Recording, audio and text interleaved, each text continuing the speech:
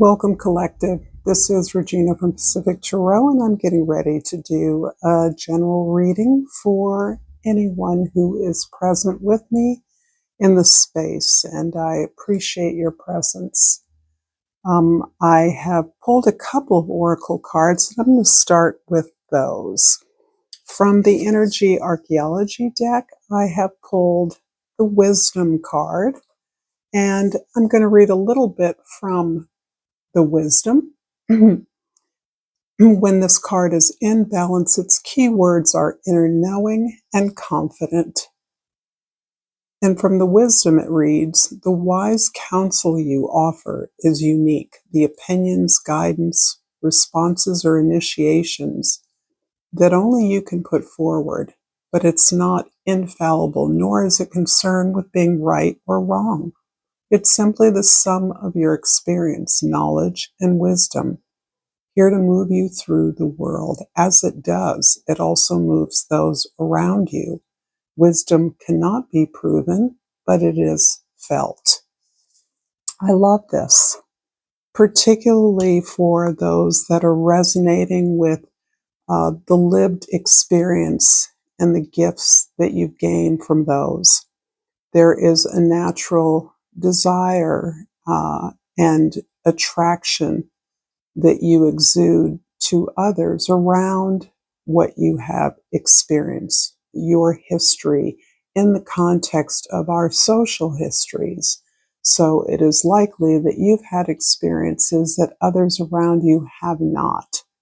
And in their attempt to understand the world, they recognize that you have seen social organization in very different space, in a very different time. I've also pulled from the Glyph Oracle, the Sun. Really goes kind of like this. It's hard with these. The Sun and the keyword vitality.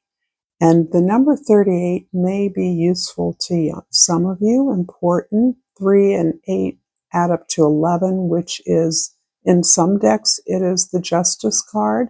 In other decks, it's the Strength card. And so I'm feeling a little bit of both of those energies here at this time, particularly the Strength card, because of the power of the sun. The sun is what invigorates and vitalizes all of life. Life does not exist on our planet without the sun and without water.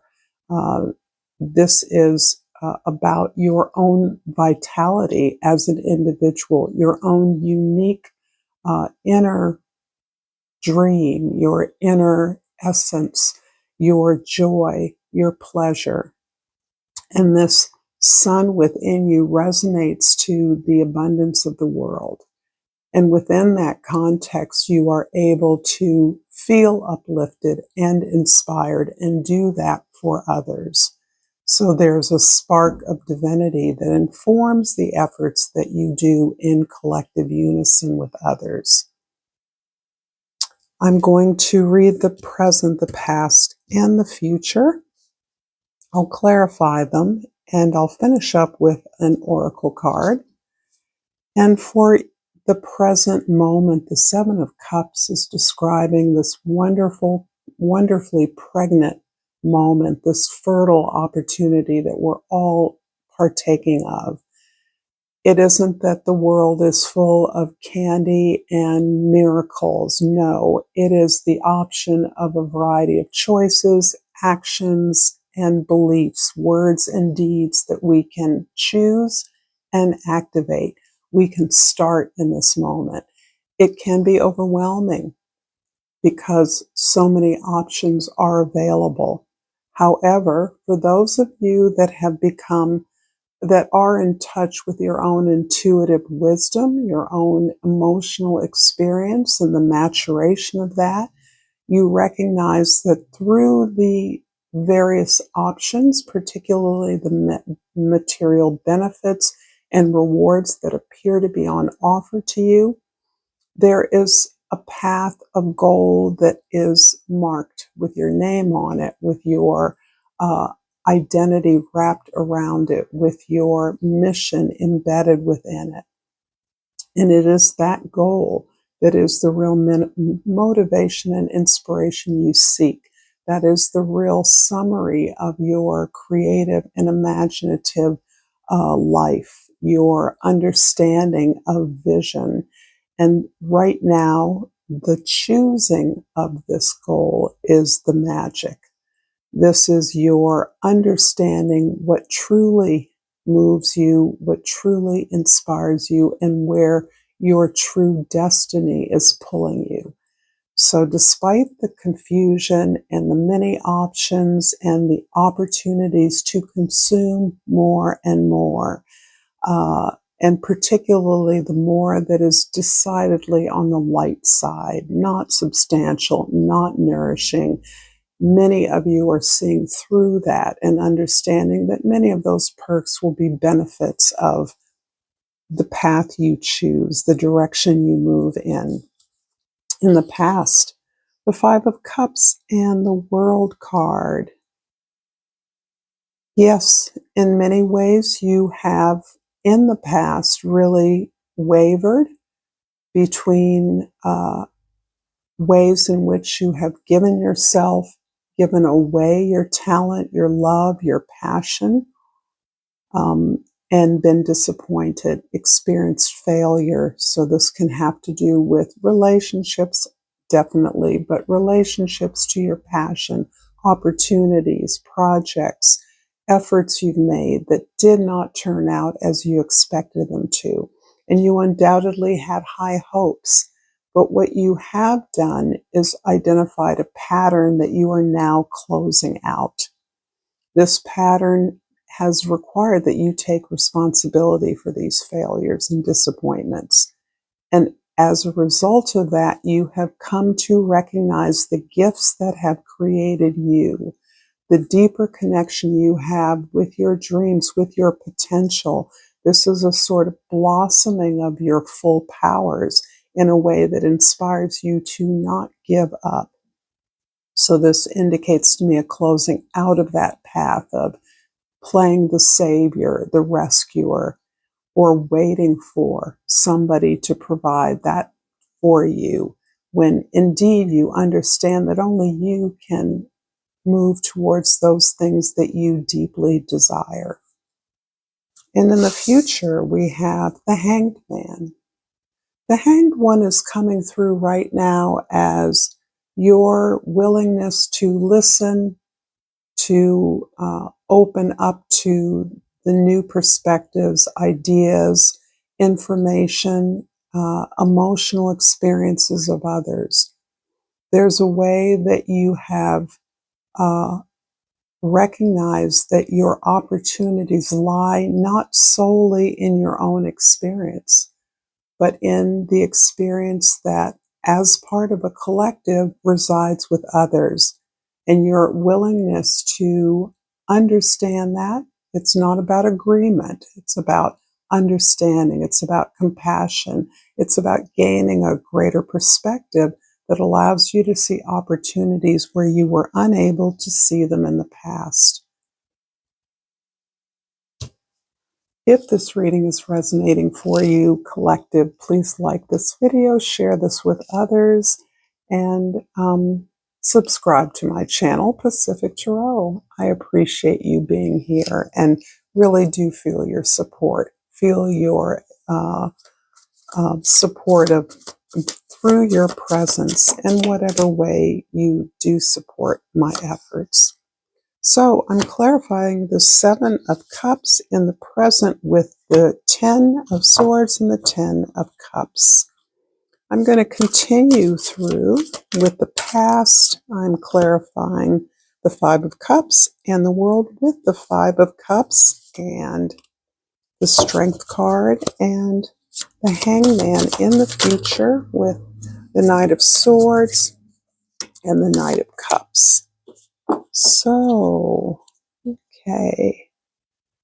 I'm going to start with the past.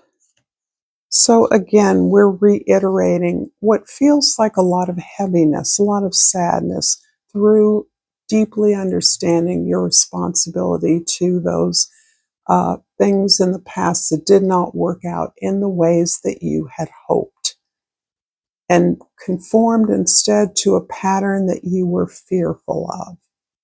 So this turning towards a stronger relationship with yourself is a lot about trust. And this trust is the ability and willingness to commit to yourself, to stick with yourself, to not move in and out of relationships based on convenience or a momentary spark or alliance. So this is telling me that you have really altered the way that you evaluate opportunities for yourself, that you really are moving from a place from within yourself. You're prioritizing your desire, not the desires of others, not being chosen, but choosing with long-term interest and benefit in mind. You recognize that if you are in fact building towards something that is greater than you, then those alliances that are attracted to you, that you deeply connect with, are about that work, are about joining, partnering with you, and working towards a greater mission or purpose. And it is that deep connection that makes you productive and in a kind of joy, a kind of rapture about the opportunity to work together, understanding how sacred that connection is, and no less the goals that you're working towards. This is just not you helping others, but others supporting you as well. In the present, the Seven of Cups is clarified by the Ten of Swords and the Ten of Cups. So indeed, talk about a phenomenal change, a complete reversal in many ways. This is almost feels like a personal revolution. Revolution, indeed, for many of you. Revelations notwithstanding, this is really about a complete release and surrender of old values, the need to conform to others' rules and regulations, the uncertainty or unclarity about what your own morals and principles, your own ethics are, and instead turning towards the social good, the collective good, in the space of your recognition that that has always surrounded you through friends and family, through a community, through a neighborhood, through a professional circle or team that you've worked with. This feels very goal-oriented, but the goal is the sharing of resources, the active work of sharing resources. And no mistake, this is work. It feels good. It is very yielding of benefits and joys and pleasures and lessons. There's so much to learn, so much joy to experience, but it is work. And that is one of the things that you gain from your willingness to take responsibility for what you create for yourself and others. It's about magnifying your resources, no matter how modest they may be. And the joy that comes from that, again, the word buoyancy comes to me, because the process, as unglamorous as this looks, as painful as this is, it yields this: everything you could desire, everything you could want. And of that is the circle of love that surrounds you, that feeds you, and that you feed, that you're a part of. In the future, the Hanged One is clarified by the Knight of Cups and the Knight of Swords.